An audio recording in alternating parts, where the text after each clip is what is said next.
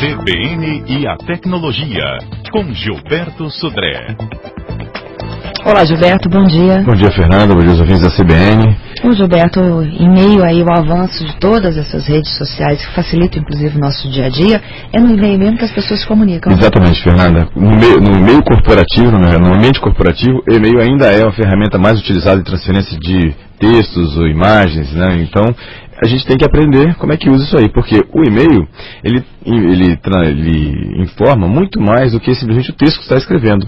O estilo que você usa, a forma como que você usa o seu vocabulário, diz também da sua personalidade. Então, vamos ver algumas dicas hoje sobre como usar de forma adequada o e-mail corporativo. Começando enviando para todo mundo, né? Exatamente. Só para aqueles que necessariamente precisam daquela... Primeira questão, exatamente. Envia apenas para pessoas que são relativas àquele assunto. E quando você tem uma lista muito grande de e-mails, não colocar com cópia e coloca o nome de todo mundo. Usa, por exemplo, pode usar a cópia oculta nessa situação também, né, para não expor os e-mails das pessoas em relação a isso.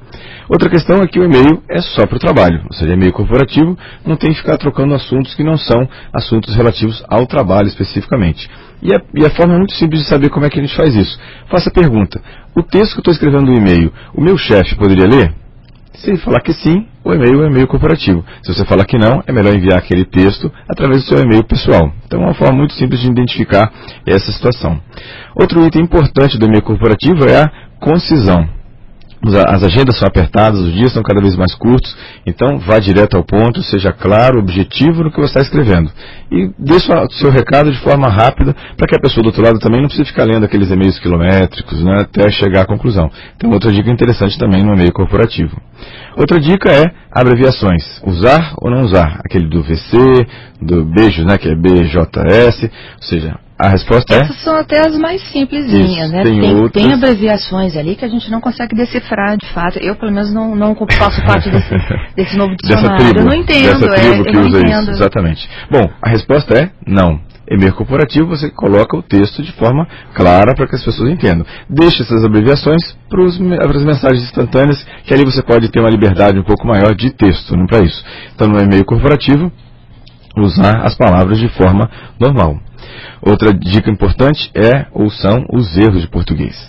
Fazem um estrago na sua imagem, você colocar palavras erradas. E hoje é tão simples que qualquer cliente de e-mail que você manda um e-mail, tem lá um dicionário que você pode habilitar. Então, evite, não corra risco de fazer esse tipo de situação e use um dicionário pelo menos para revisar. E antes de apertar o botãozinho lá do send, dê uma relida no seu texto, para saber se o texto está de acordo, se não tem nenhum tipo de erro de concordância, que muitas vezes o dicionário não consegue pegar. Então, essa é uma dica também importante que pode causar um estrago grande na sua imagem. Sabe que eu tenho horror também desses e-mails corporativos, as pessoas mandarem aquelas correntes, confundem, isso, né? Mas isso é completamente, assim, proibido nesse mercado, porque a corrente não é um assunto exatamente de uma situação corporativa, né? Ou seja, não é um assunto do meio corporativo, né? Bom, outra questão é cuidado com o botão de enviar. Por quê? Muitas vezes você está escrevendo um e-mail no meio do caminho e aí, por acaso, você bate no Enter ou então clica lá no botão de enviar e vai a sua mensagem pela metade ou com informações que você não gostaria. Então, observe a situação. E uma dica interessante para os nossos ouvintes é não preencha o campo, né, de destinatário até que você termine todo o e-mail. Porque aí, mesmo que você clique lá em enviar, como não tem nada no campo de destino, o e-mail não vai ser enviado. Então, uma boa dica aí para precaver, né? Se precaver desses percalços que podem acontecer no e-mail, né?